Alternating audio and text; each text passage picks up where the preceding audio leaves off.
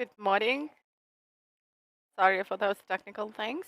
Please, the technical team, do arrange things with the sound. Does it work? So, good morning. It's the 103rd day of Ukrainian resistance, and Media Center Ukraine starts the day with the Information Front. Today, the country celebrates the Journalist Day, and we have great people as guests today from the heroic region, from Kherson region, from the city, which keeps resisting even under the occupation. And let me invite Svitlana Dumynska, head of the Office for Cultural Affairs of Kherson City Council, to the stage. Svitlana, you're welcome. And please tell us why you have come and what you would like to tell us. Thank you, dear colleagues. So first of all, I would like to congratulate all the journalists of Ukraine on the occasion of their professional day, professional holiday, because that is really a very serious front line where the journalists of Ukraine are now standing. A lot is being done, a lot has been done, and I wish you good luck in your work and definitely our victory, because it is thanks to you and thanks to your information and effort and you're risking your lives that we are coming closer to victory. We used to say these things and they seem to be high flown phrases, but now it's really true. It's a tragic and mainly heroic truth that you're conveying to the audience. So I'm welcoming and congratulating all of you. We have decided to gather here today in order to tell about the resistance of the occupied Kherson region, because you know that it was got under occupation on the very first days of the war. And with every day, the situation is becoming more and more aggravated. But people are resisting. People are really resisting, in spite of the fact that at the beginning these used to be rallies. Nobody was afraid, and no invaders expected that Kherson region would resist and would not accept them. But after they started using weapons, after they started firing on people and using grenades, of course, there were not that many participants in those rallies, but the partisan movement is becoming stronger and stronger with every day. And the way people are resisting now is exactly what they are doing, not to cooperate with the invaders. They are really doing their best to show that Kherson is Ukraine. There appear to be some brochures, some leaflets, in spite of the fact that this is dangerous. And at some point of time, uh, blue and yellow flags and ribbons appear in the city. Nobody knows when they appear or where from they appear, be it in the day or in the night. There are a lot of people who don't want to collaborate with those who have occupied our territory on a temporary basis.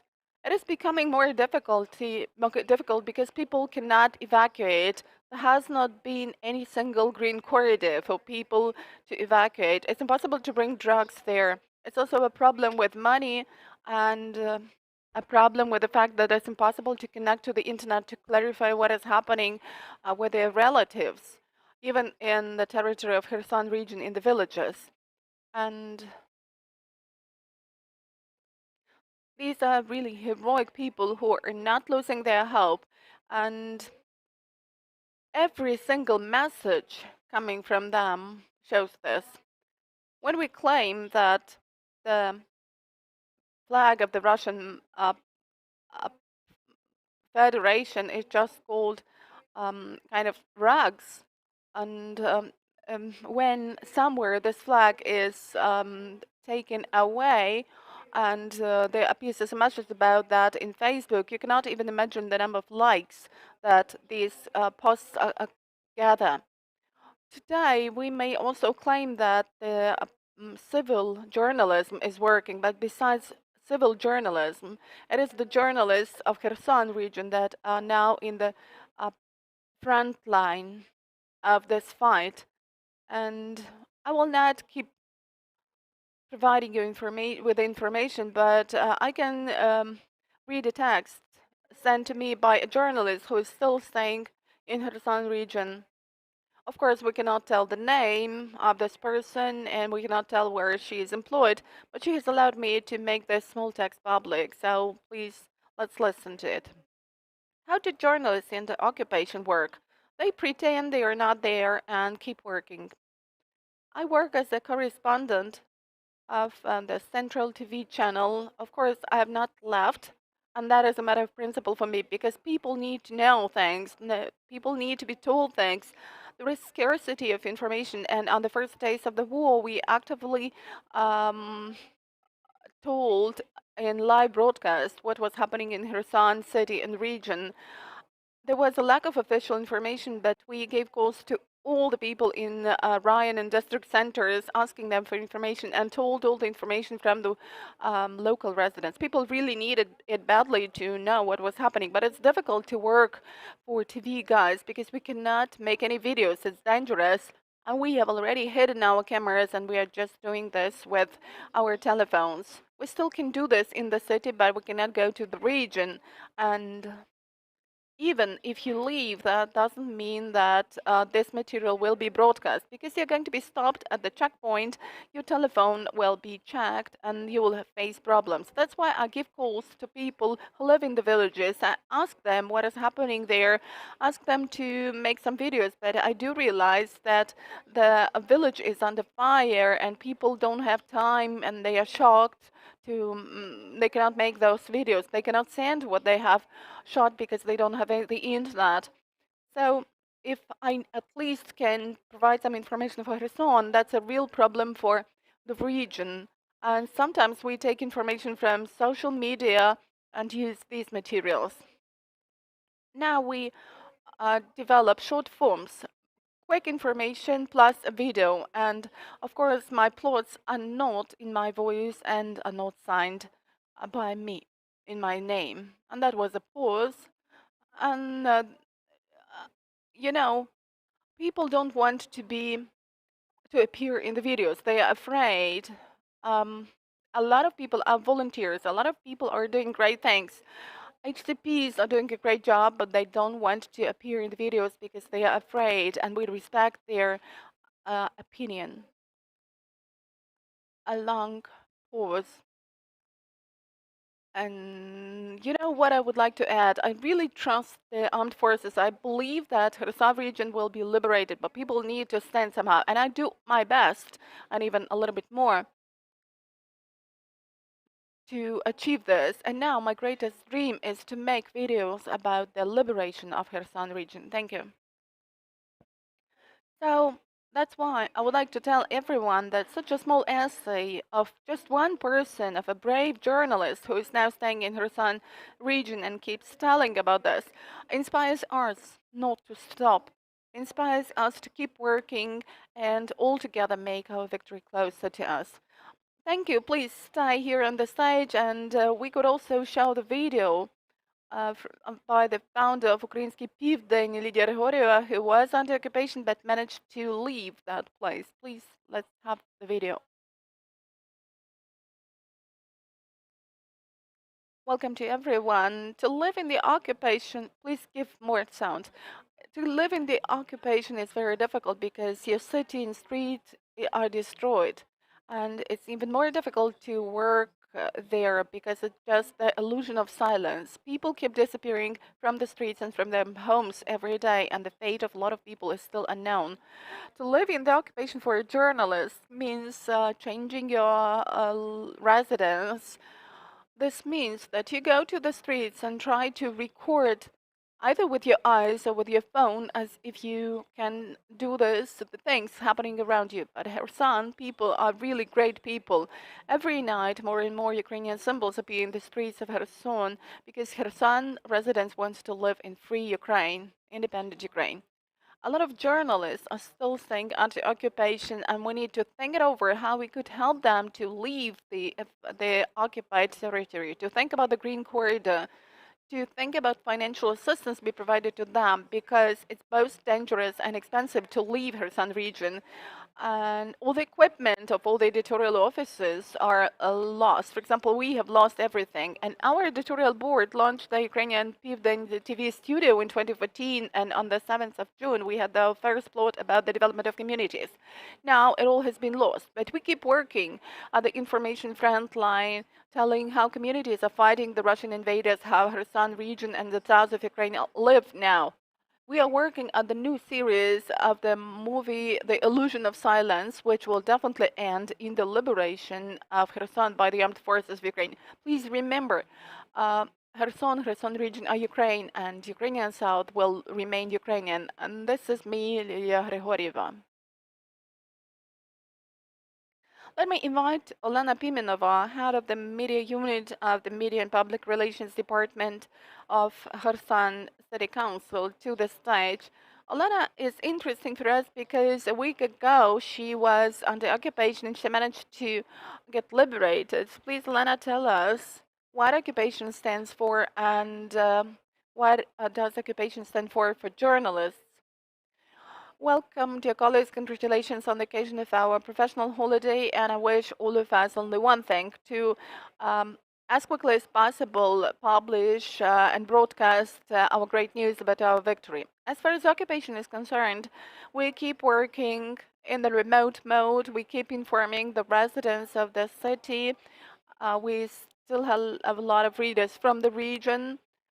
Those who still have the access to the internet may get official news about the standpoint of the city authorities, of Ukrainian authorities. And as far as life in the occupation is concerned, that means that you cannot go with your phone to the streets because you have a lot of contacts there, contacts of officials, friends, reporters with well-known names and surnames. You've got a lot of photos there, which are from her son, venues. You can never be sure that this telephone is not going to be checked or taken away. And when we were leaving, I had to fully free my book of telephone numbers and a lot of pictures, the picture gallery. Though I like to make pictures of our region and of our city. At the first checkpoint, when we were leaving the city, the invaders had the lists. They were checking people against those lists, and there were two lists. The first list was about ATO participants and law enforcement agencies, and the other list was about the reporters. In my bag, I had my card that I'm the member of the National Union of Journalists, and I had that embroidered shirt, and I decided to take it with me, so I understood that nobody could assure me that I would still remain alive.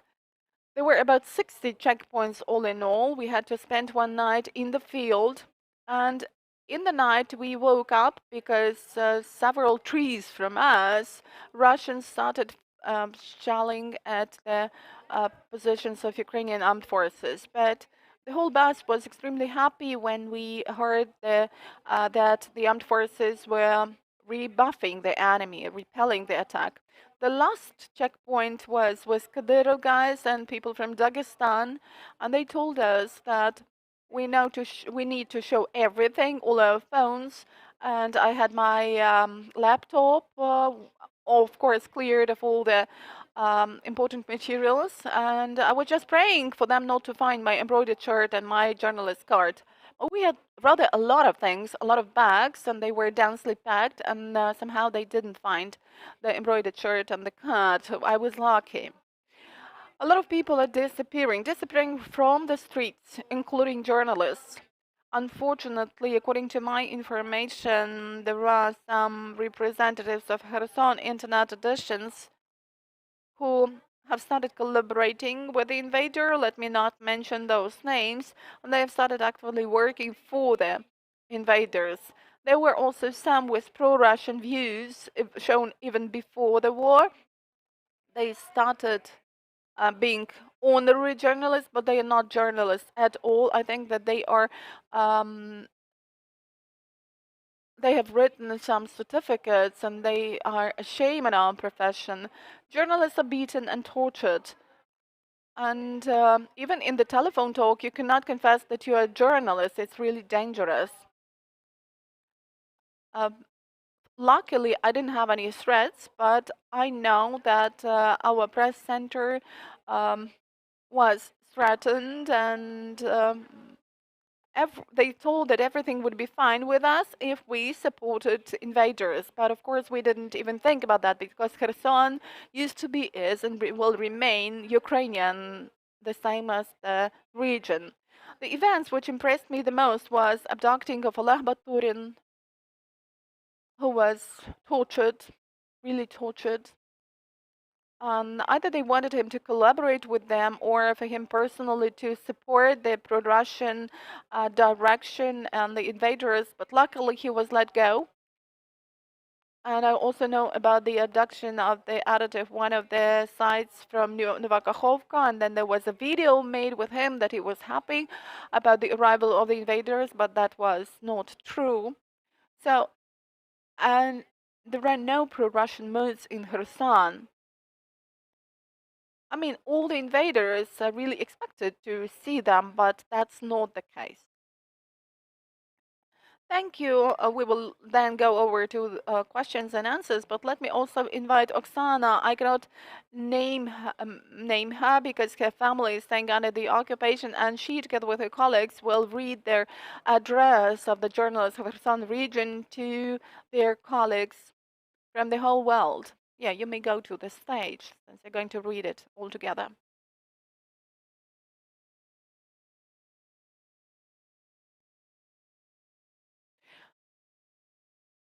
Good morning. Maybe it's not according to the scenario, but I think that we should have a minute of silence to commemorate those of our colleagues who have already perished in this full-scale war.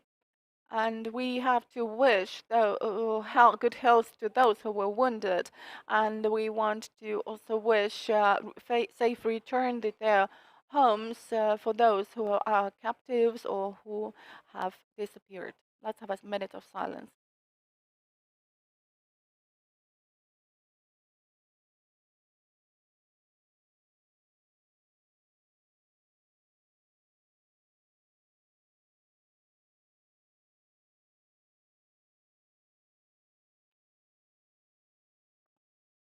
In Kherson region, we have decided to address journalists from all over the world, and let me read out this address. So, dear colleagues, journalists from the whole world, on the day of our professional holiday, we, Ukrainian journalists from different parts of Kherson region who are forcefully staying in Lviv and other cities and countries, are addressing you with an appeal to disseminate true information about the temporarily occupied Kherson region. Kherson region is invincible. Um, for more than 100 days, it has been under occupation of the Russian army. 94% of the territory are under occupation in spite of their peaceful rallies of resistance and opposition to the army. The pressure was becoming um, stronger and stronger, and a lot of reporters were tortured. A lot of activists had to stay in the region for safety reasons, and over that period of time, there has not been any single green corridor for people to leave their government-controlled territories. Kherson region is without connection for a week, with no mobile operations, with total control of social media communication and telephone communication. They are trying to take away the voice of Kherson, but they will not take away the soul. We are Ukrainians. It's still too early to be tired of the war.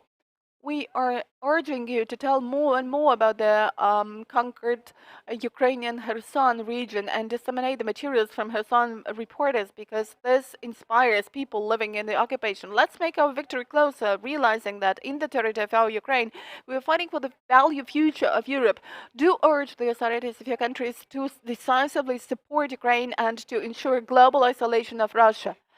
Speak about non-availability of green corridors right from the first days of the full-scale aggression of Russia. Address international institutions that can affect the humanitarian crisis created by the Russian forces on a forced basis.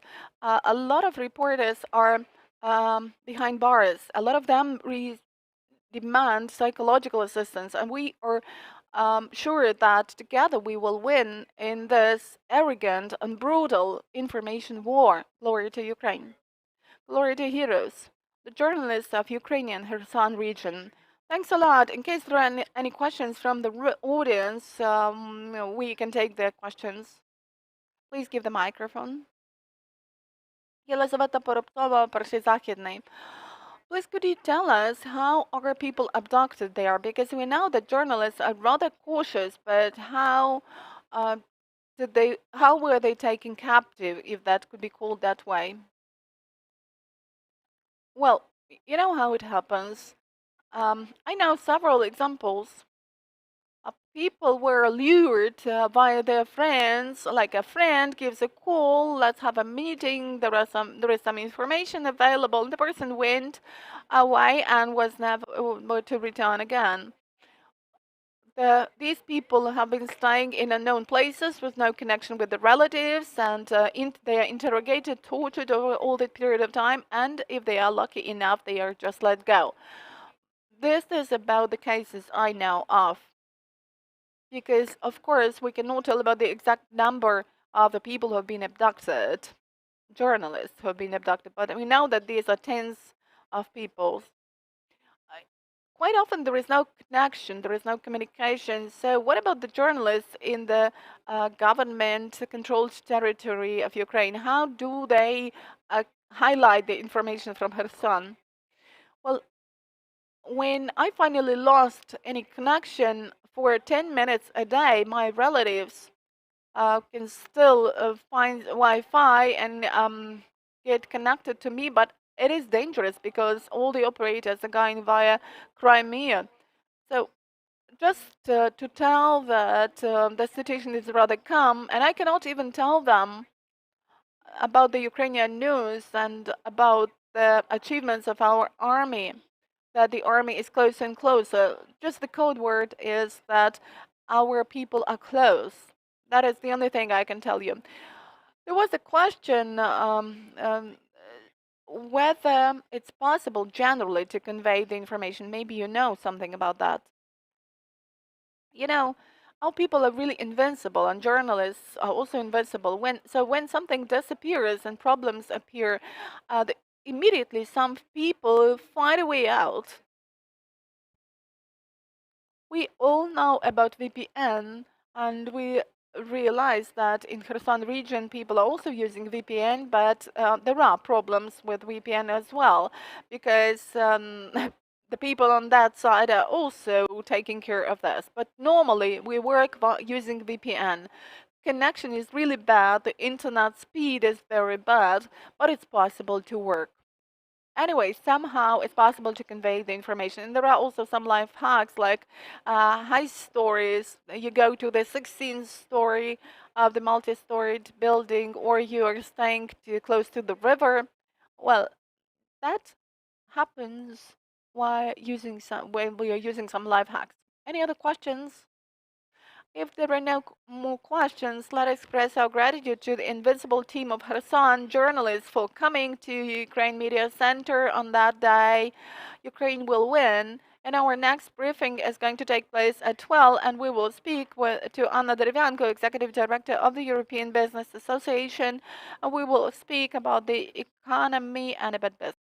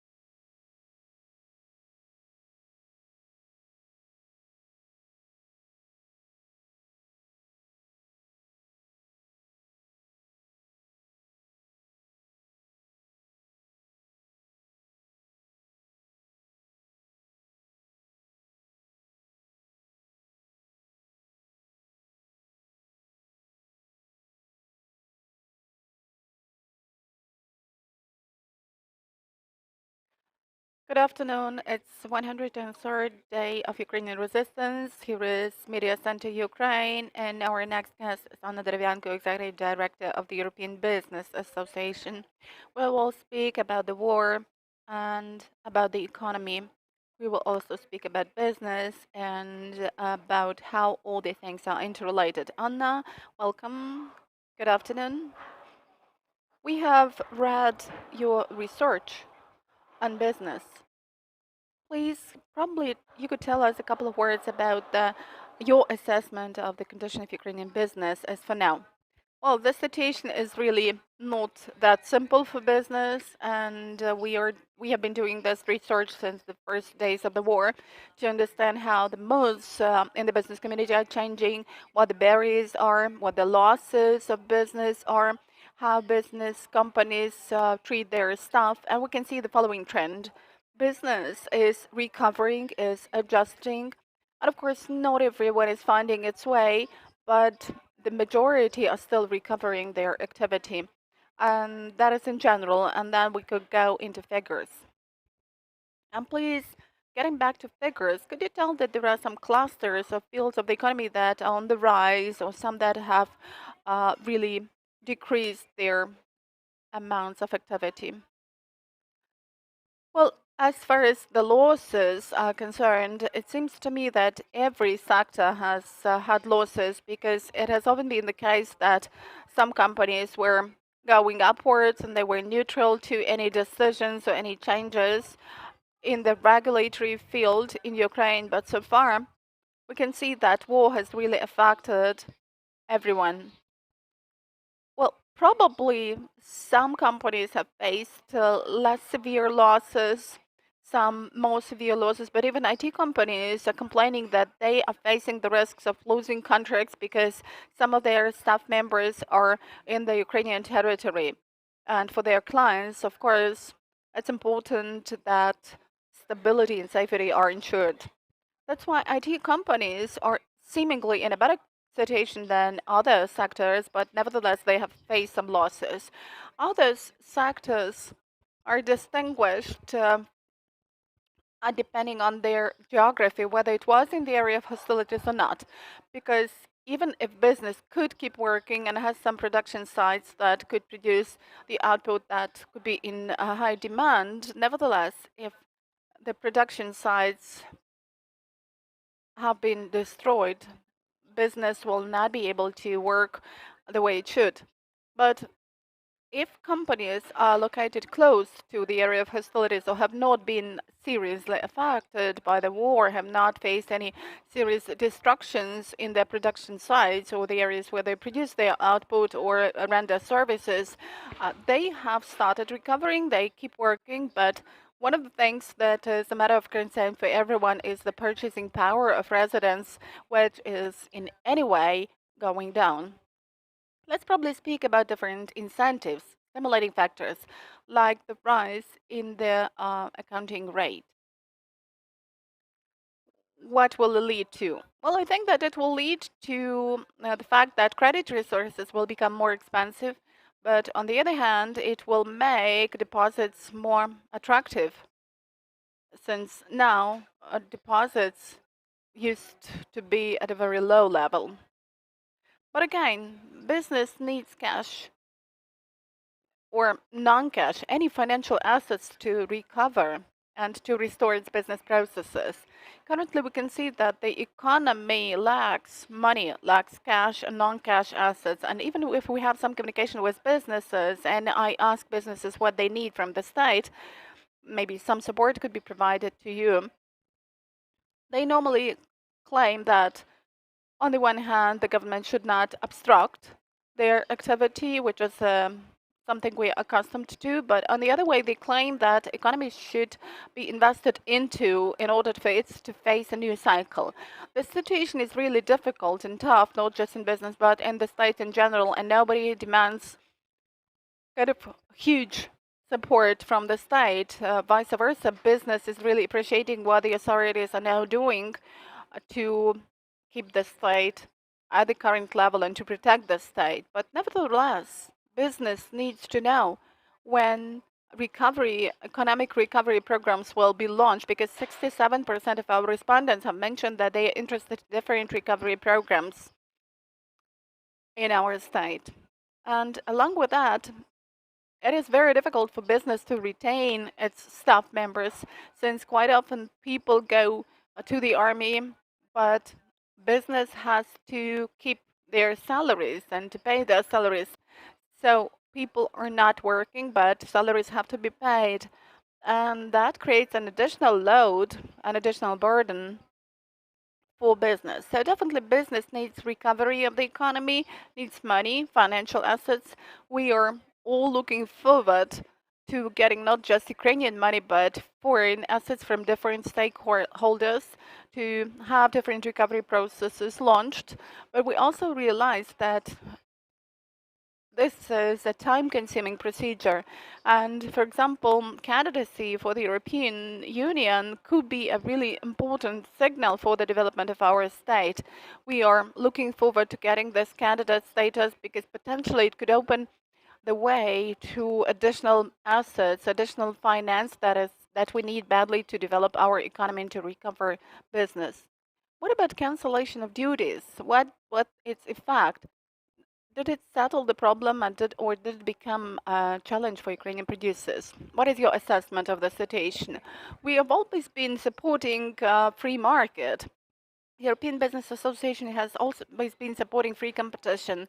For some people, it's a disadvantage. For some, it's an advantage. There are no things that would be ideal for everyone. So as far as cancellation of duties is concerned, it's an incentive for liberalization of the economy and trade, which is a great advantage. And by the way, a lot of producers have been asking for such things, for cancellation of duties. And we've got this liberalization, which seems to me a great step forward.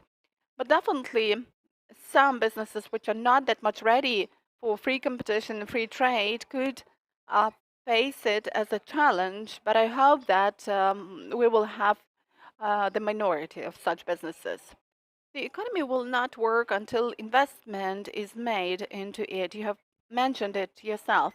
But Western companies are definitely not ready to invest into Ukraine now. When are they going to be ready? When could we expect the inflow of investment? Well, everybody is waiting for the end of the war. That's logical, because money likes silence, and investment now is being made into the sectors where it's impossible to live without them. And during our communication with the representatives of the largest Ukrainian businesses, I asked them whether they are ready to invest money during the war. And they gave me a frank answer that they are not. So the investment is made only in the amount to keep the production side going and to produce some output. But huge money, huge investment will come only after Ukraine gets victory. That's why it's really important to trust our armed forces, to support the armed forces, and this is what business and our community in general and our nation in general are doing, because we really trust that the armed forces will win and we will get peace. And when peace comes and when there are guarantees of security, investment will come. Without this, it's going to be really difficult to get investment, and it would be premature to expect investment now, because that could be lost investment. You know, a missile comes, hits the facility, or there are hostilities, and this is money in vain. So why should we invest into something that could be destroyed? Business is practical. We all trust in our victory. We are all patriots. Foreigners are also those who believe in the victory, but the investment will come only after some guarantees of security come, or after the victory. Of course, business claims that we could invest if there is some insurance or there are some security guarantees for investment. If this happens, if such mechanisms are found and are in place, even in such conditions, money could possibly be coming, but we need to find a formula for the investment to be coming. And it's important for us to learn from the experience of Israel, from what they are doing, because they have this ongoing military process and there are great risks there. But nevertheless, the economy is developing in a rather good way. So I think that we need to learn what we could do in order to attract investment even in such conditions when the external risks are always there. It seems to me that everyone has come to realize that our neighbor is really unstable and those external risks could um, appear in the future as well. There could be complications in our relationship. So everyone realizes that we should take this risk into account. So for business, it's important to have security guarantees that will allow businesses to make investment necessary for the development of business.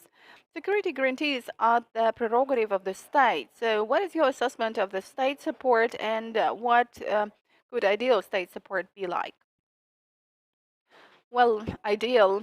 It seems to me that ideal support does not exist, and our respondents, so to be more specific, 92% of respondents claim that they have not been using any state support for business.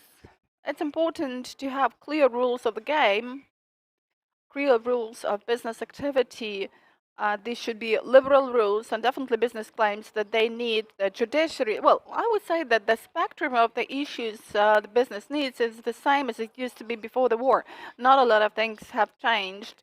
The only thing additionally added to is this burden of military aggression. And we realize in business that now the state has rather coordinated its activity, and business was really impressed the way the state authorities managed to react to the situation, keeping some macroeconomic stability, keeping this strike rebuffing, and nobody in business could actually expect that this sort of military aggression could happen. And when we communicated before the war, even 2 or 3 days before the war, nobody could even expect such a thing happening in such a scale, which we can now see. So taking this into account, I think that a lot of people were in the authorities were also frustrated with the scope of intervention, but they grouped in a very good way. And I think that just not many countries in the world can be ready for such sort of indecent strikes from the outside. I don't mean that our authorities are ideal. It seems to me there are no ideal things in any place of the world. There are some pros and cons in everything. But in general, the business is assessing the actions of the authorities in a very good way, very positively. Well, of course, um, we have humanitarian aid, we have recovery of logistic chains. We could take this into account and criticize, but nevertheless, in the shocking situation, the authorities are still coping with this situation. Well, come on, this is 103rd day of the war with such great losses, but nevertheless, our situation is rather good because business keeps working, logistics keeps working, all the systems, the state systems keep working, and this is a really great thing. So a great respect and a gratitude should be paid to our authorities and to the whole community, society, because we can see that people are really striving to help each other in the community, to support each other. That has never been a case.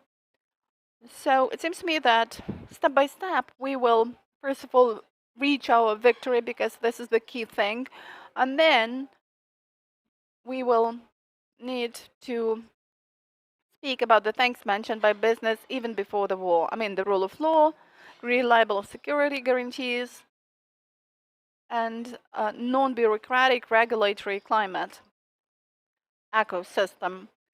When Ukrainians were left abroad, they can see that our country still has a lot of advantages which were not noticed while we were living in the country. But now, when we have lived for a certain period of time in other hosting countries, we are grateful to them, but we can see that our state has a lot of things to be proud of, like great digital services, freedom, and a lot of things that are here in place for us to be happy. So ideal state and ideal authorities, like you have called them, should just keep grouping, uniting all of us together for people to launch business in the state, to create incentives for the Ukrainians who have left to go back to Ukraine after the war. And the conditions created in the regulatory environment will keep supporting the ecosystem of our Ukraine on its way to prosperity after the war, when when victory is ours. And the last question, a little bit missionary, but at the same time practical. What about the profile of the Ukrainian economy? How is it changing now? Because, no metallurgy, logistics of ports has changed. And what is the Ukrainian economy going to be like after the war? According to your assessment, what is going to grow, what is going to develop, and what are going to be, and what things are going to be in the focus of attention? Well, military and defense complex is going to develop because we've realized that the state could be protected only when it has a strong army and a good military and defense complex. So I think that the state already realizes this in this context. It's already taking steps to support its military and defense complex, and I think that after the victory, this will also be in the focus of attention.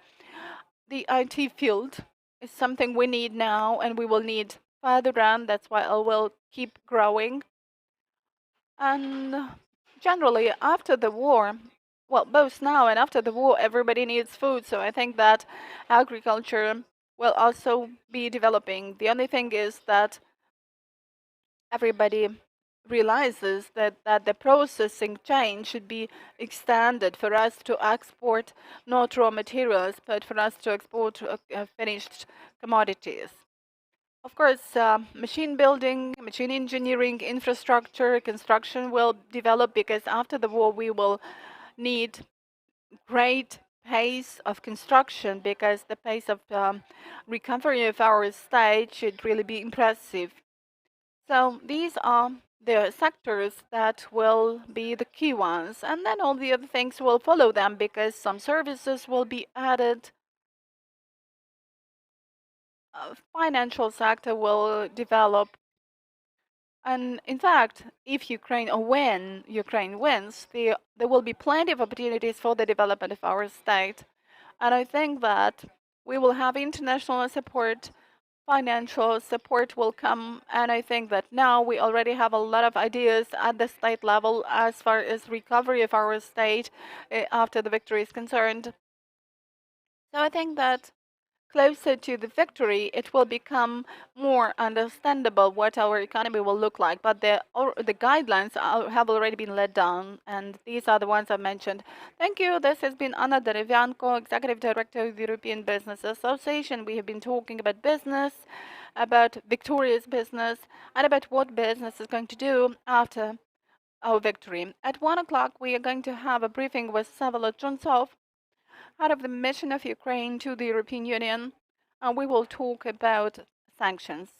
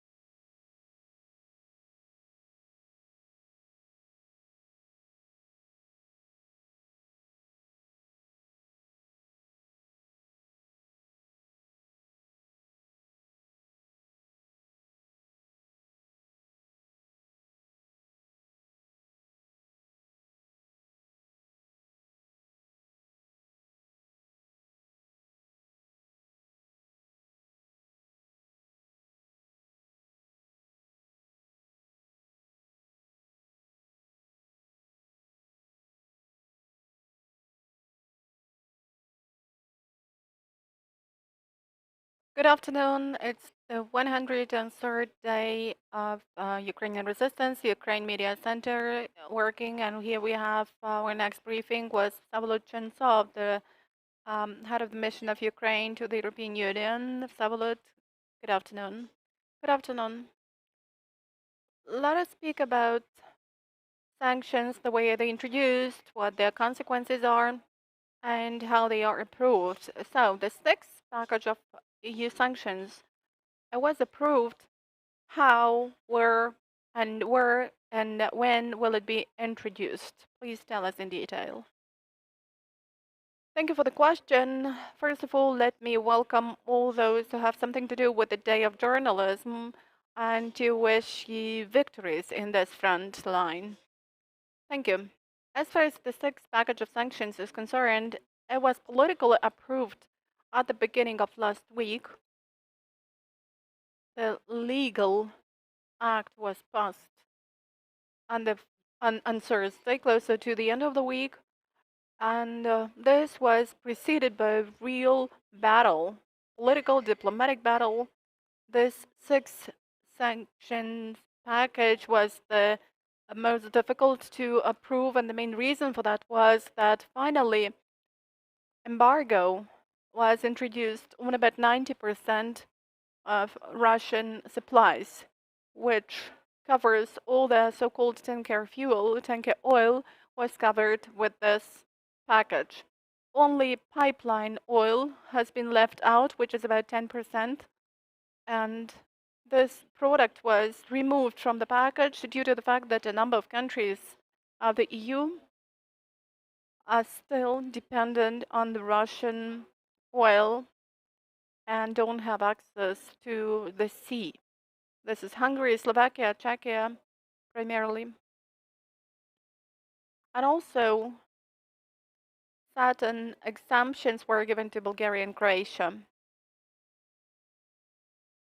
But we assess this step as a very powerful one, in spite of the fact that transition to the new conditions will last for about 6 or 8 months, and for oil products it will be 8 months. For oil, for crude oil, it will be 6 months. However, the effect of this decision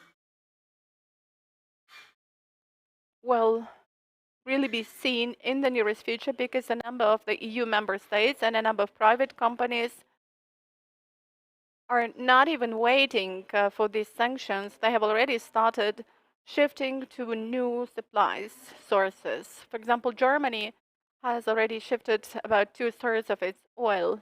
I mean, 2/3 of the Russian oil have been already received from other sources, which means that this package was really of importance, both de facto and politically, because it became a powerful trigger for quitting Russian oil already now.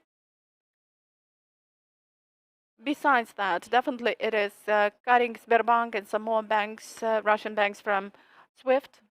This will also have a systemic effect for the Russian financial sector. Disconnection of 3 more Russian TV channels, RTF, Planeta, Russia 24, and International TV Center. Besides that, there have been some additional restrictions set for the Russian military and defense complex, which includes companies that are on the list. The companies producing military goods and double designation products in the conditions of the war. This is particularly important. And also in the context of leaving the Russian market by the global players, it is prohibited to provide business accounting services and consultancy services in Russia. And probably you've already seen a substantial response from different sectors of the Russian economy to this move. The Russian metallurgy industry is already facing substantial problems at the level of production because business accounting and consultancy services, cloud services, are no longer provided to the Russian Federation. And in fact, they don't have any domestic counterparts that could provide for uninterrupted operation of those enterprises. And of course, the list of natural entities, natural persons who are close to this regime, has been developed, including Russian officials. And also of importance is the list of people who are suspected of having committed war crimes in Kiev region. Well, this is just a brief description of this package. And of course, the European Union is not going to stop here. They already launched a discussion on further steps and further moves related to exerting pressure on the Russian economy, and not only the Russian economy, also Belarus economy, to stop this military machine and to blow a heavy deal to deal a heavy blow on the aggressor. We have seen that Russia has started perceiving these sanctions rather seriously, promoting the statement about a global energy crisis and having a chance to affect the governments of some countries. We could see the process of voting for the sixth package of sanctions. So how do we counteract information front of Russia? Well, in fact, the Russian Federation keeps trying to pump its propaganda machine and channels with resources. Therefore, we just have to counteract it, probably in some asymmetrical way. With what I mean by this, that means that we should be looking for the ways to influence Russian residents, but what's more important, we need to uh, disseminate our narrative in the European Union in a very proper way, and also in Africa, Asia, because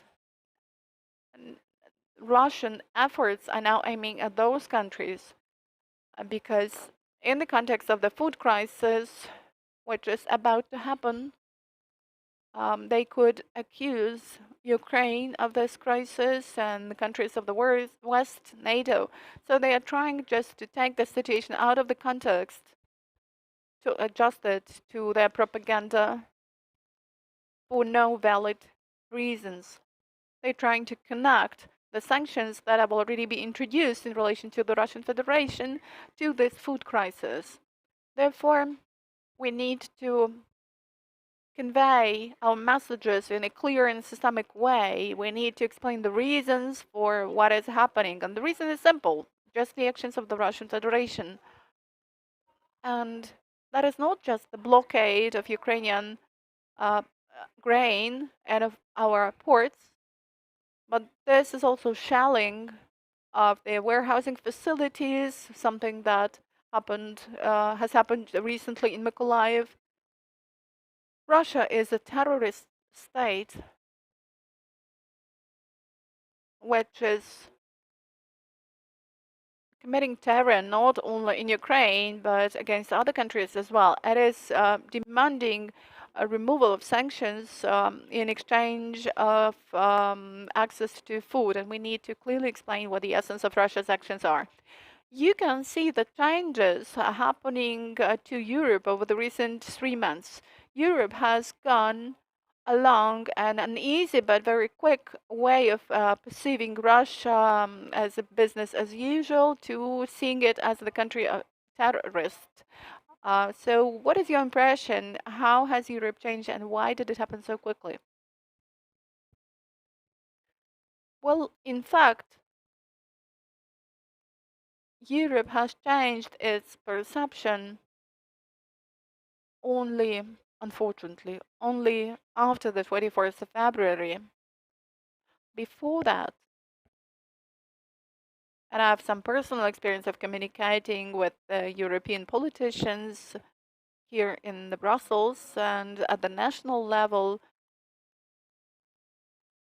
So before that, Russia was perceived as a specific partner, but a reliable partner with whom you could do business as usual. And those business ties were really considerable, long lasting, and promising in many fields. But the conduct of the Russian regime, unprovoked aggression against Ukraine, put an end to this vision of Russia among not only politicians but the residents of the EU member states. And currently, definitely, we do have support of Ukraine at the level of the community, and that can be seen not only by the Ukrainian flags